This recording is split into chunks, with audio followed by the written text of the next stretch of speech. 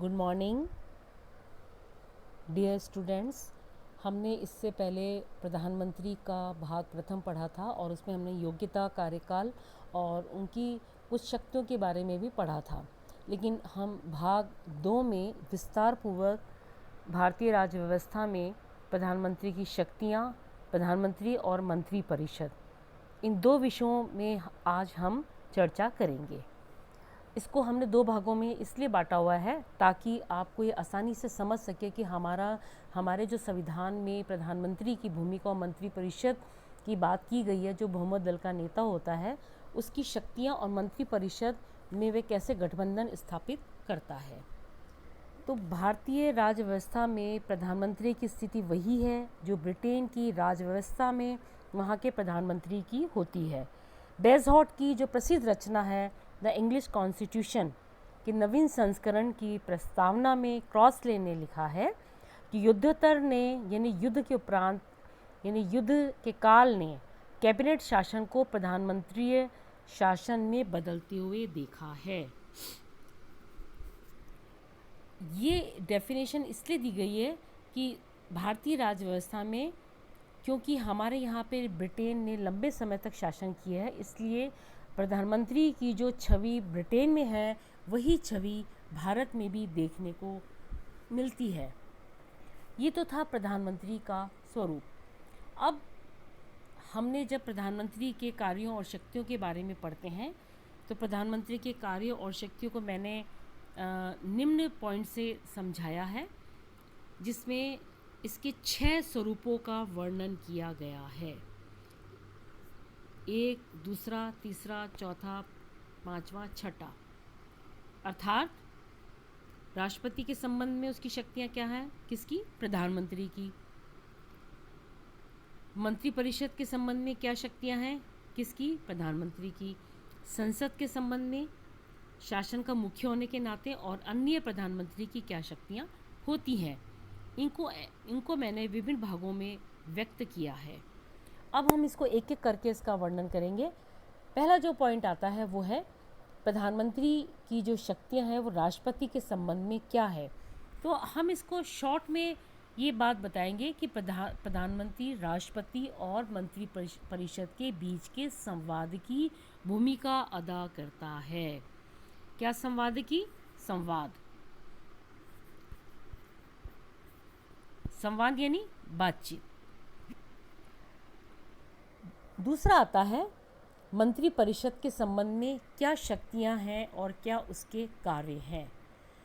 तो केंद्रीय मंत्रिपरिषद प्रमुख के रूप में प्रधानमंत्री के कार्य जैसे मंत्रियों के बीच में विभाग या डिपार्टमेंट्स होता है उनका डिस्ट्रीब्यूशन करना, उसमें चेंजेस करना और किसी व्यक्ति को मंत्री नियुक्त करने की सिफारिश करना। मंत्री नियुक्त करने की सिफारिश करना और किसी मंत्री को त्यागपत्र देने, यानी त्यागपत्र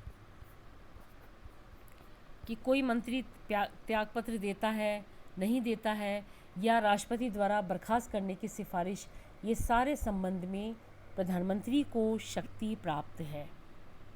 फिर आता है संसद के संबंध में प्रधानमंत्री को क्या शक्तियां प्राप्त हैं। तो इसमें संसद सत्र को बुलाने, करने, आहूत करने, सत्र संबंधी सलाह करना, राष्ट्रपति को देना कि हम संसद के कौन से सत्र को रखें, राष्ट्रपति से किसी भी समय लोकसभा विघटित करने की सिफारिश करना, ये बड़ा इम्पॉर्टेंट है। यानी लोकसभा को भंग करना, इसकी सिफारिश भी प्रधानमंत्री राष्ट्रपति से कर सकता है।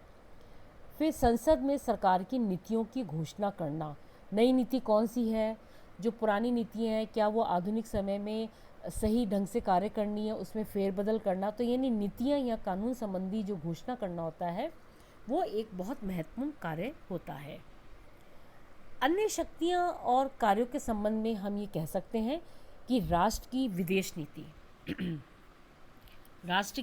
विदेश नीति ये भी बड़ा महत्वपूर्ण है, क्योंकि पूरे देश में उसकी शक्ति विदेश नीति पर आधारित होती है। फिर आता है केंद्र सरकार का प्रमुख प्रवक्ता, किसका होगा?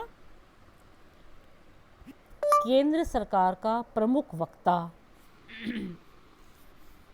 उसके बाद आता है सेनाओं का राजनीतिक प्रमुख। जो हमारे यहाँ सेनाएं हैं तीनों, जल थल और नभ, इसका राजनीतिक प्रमुख, यानी सेनाओं का राजनीतिक प्रमुख। फिर आता है राष्ट्रीय विकास परिषद, राष्ट्रीय एकता परिषद, अंतर्राज्यीय परिषद और राष्ट्रीय जल संसाधन परिषद का अध्यक्ष कौन होता है? प्रधानमंत्री। ये इसके एक विशेष कार्य हैं। हम किसकी यहाँ पे चर्चा कर रहे हैं? प्रधानमंत्री की। तो ये भी एक विषय है। इसका अध्यक्ष यानी जल संसाधन परिषद का अध्यक्ष भी प्रधानमंत्री होता है। अब आता है कि भारत का जो प्रधानमंत्री है, भारत सरकार की कार्यकारी शाखा का अध्यक्ष और उसकी स्थिति राष्ट्र के मुखिया भारत के राष्ट्रपति से भिन्न होती है, क्योंकि भारत में वेस्टमिंस्टर प्रणाली के बाद से सरकार की संसदीय प्रणाली का पालन किया जाता है और अधिकांश कार्यकारी शक्तियों का उपयोग भी प्रधानमंत्री द्वारा किया जाता है। प्रधानमंत्री राष्ट्रपति के मुख्य सलाहकार के रूप में भी काम करता है और ये मंत्री परिषद का नेता होता है। तो भारत के प्रधानमंत्री की नियुक्ति किसके द्वारा होगी? राष्ट्रपति के द्वारा।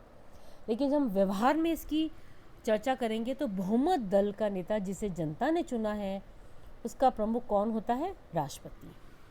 अब प्रधानमंत्री की भूमिका और इसके उत्तरदायित्व क्या है? तो पहली बात, राष्ट्रपति और मंत्रिपरिषद के बीच संबंध। प्रधानमंत्री मंत्रिपरिषद का अध्यक्ष और इनका कार्य राष्ट्रपति मंत्रिपरिषद के बीच सूचनाओं को आदान प्रदान करना होता है। किसका? सूचनाएं। ये बड़ा इम्पोर्टेंट काम है किसका? प्रधानमंत्री का। फिर आता है पोर्टफोलियो का आवंटन। प्रधानमंत्री मंत्रियों के बीच जो पोर्टफोलियो है उनका आवंटित करता है और विभिन्न मंत्रालयों और कार्यालयों के बीच कार्य का वितरण करता है और यह विभिन्न मंत्रालय और जो विभाग हैं, डिपार्टमेंट्स हैं, उनके कार्यों का समन्वय कैबिनेट सचिवालय के माध्यम से किया जाता है। अब प्रधानमंत्री